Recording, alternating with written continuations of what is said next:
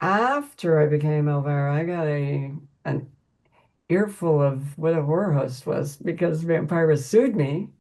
Wasn't my idea to go there. I just took a job, you know. One of the reasons that I became such a big fan is I grew up in Southern California and I used to go to Knott's Scary Farm every year.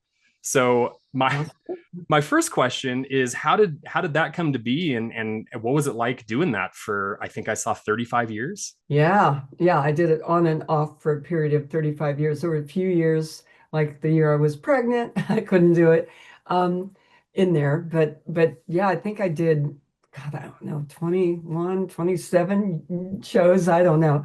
But it was great. It came about when Knott's was kind of looking for somebody else to replace Wolfman Jack. So Wolfman Jack was no longer in the picture there, and they wanted somebody to replace him. And I had just come out with my new show. It'd been about a year that I'd been on local TV in LA with my show Movie Macabre.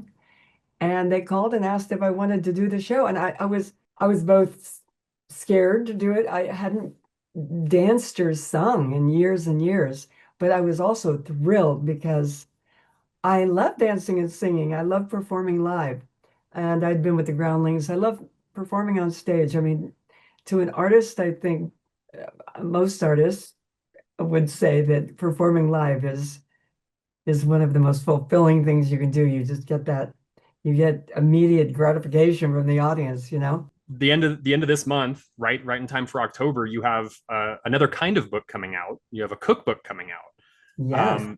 It I am Happened. excited. Yes, there we go. I don't know if this is something you thought about, but I know Vincent Price was one of your biggest inspirations, and that man was a heck of a cook. He taught me how to cook fish in the dishwasher. I mean, that was amazing. And it really works. It really is good. I mean, he was such an amazing person and character and chef and art collector. And I mean, he was a real Renaissance man, just brilliant. And I always told him he should have been a comedian because he was one of the funniest damn people I'd ever met. Hilarious. But then you always were good at falling from a great height. And I read that in fact his movie, the House on Haunted Hill, the original uh, movie, was the thing that got you into horror essentially.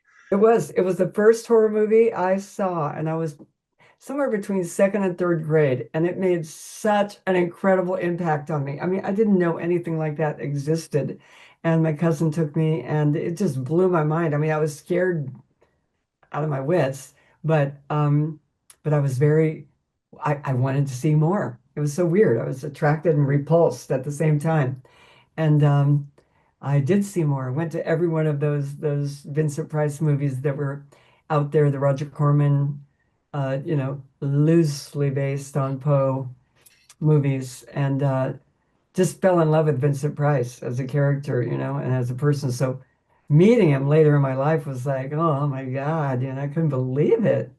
It was really a trip. And then, so speaking of horror hosts, I know Vincent Price was a huge deal for you. And but who was your first like horror host you remember seeing? And did that inspire you for the Elvira character? Well, this was very funny. I lived in Colorado Springs, and we happened to be in that town horror hostless. They didn't have a host that I had ever seen or heard of in Colorado Springs.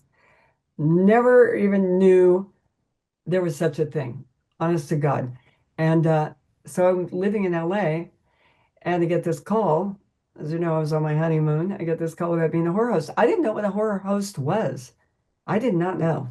And they tell me, they want to make this new vampira character, that there was an old horror host from 1952, I think, like the year after I was born. Ouch, I just pulled my earring out. Ow, that hurt.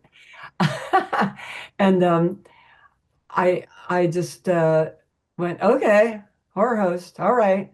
And they told me you show old movies and you talk about them. All right. And I was in the Groundlings, and I was an actor and I was trying to get work, so it sounded good to me. And really, that's just how it happened. And then after I became Elvira, I got an earful of what a horror host was because Vampira sued me.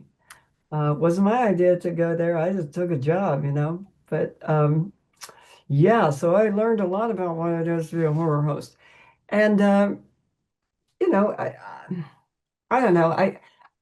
I have to thank her a lot because she was the first horror host of all time.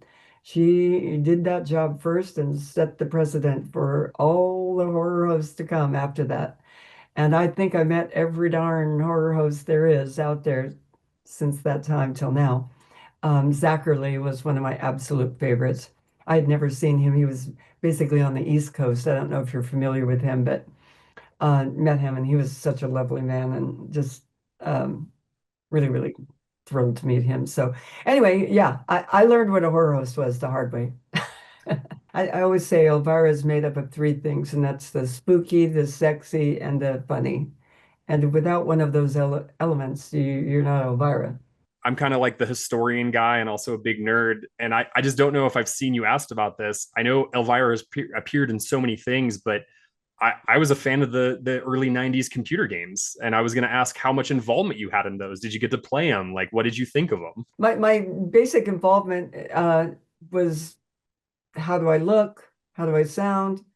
Is it Elvira? I mean, I'm very, very, very hands-on and maybe a little too hands-on in like as in control freak, where I want it to look a certain way, I want it to be a certain way, I want it to sound a certain way. So that part I very, very involved. The watching it and the playing it, not so much. I'm not enough of a computer nerd to even get that. And I'm pretty busy doing other stuff. So, but I do like the fact that I am in them and that people, a lot of people were introduced to the character from those, not from my shows or my movie or anything. So it's really a big deal for me. What is your favorite recipe in your book, if you can narrow one down? And what's next for you? There's a darn recipe book. Get under there. Okay, well, my favorite recipe is definitely got to be a draka kozero. Hey, wait, look at this. A draka kozero. Because that is a crazy thing we made up for um, Mistress of the Dark, the film. And it actually turned out to be making a spell happen, but I don't think this one will. This one was a little more based on the food I grew up eating that my mother made. So it's really basically a green bean casserole, except that we made a little healthier. We didn't add like a can of Campbell's mushroom soup, we just made it from scratch. And then the important part from my childhood is that we put crushed potato chips and cheese whiz on top. Because my mom was very big on crushed potato chips, pretty much on everything.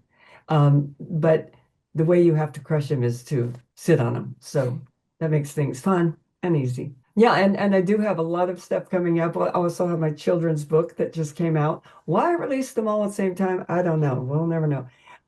But that just came out. It's Elvira's first book of monsters. It's a board book. And also I'm working on a film project that should be out in 2026. Thank you for clicking on our video, everybody. If you like what you saw here, please make sure you like the video and subscribe and share with your friends who like this sort of content. JoBlo was created by movie fans for movie fans, and we appreciate your support.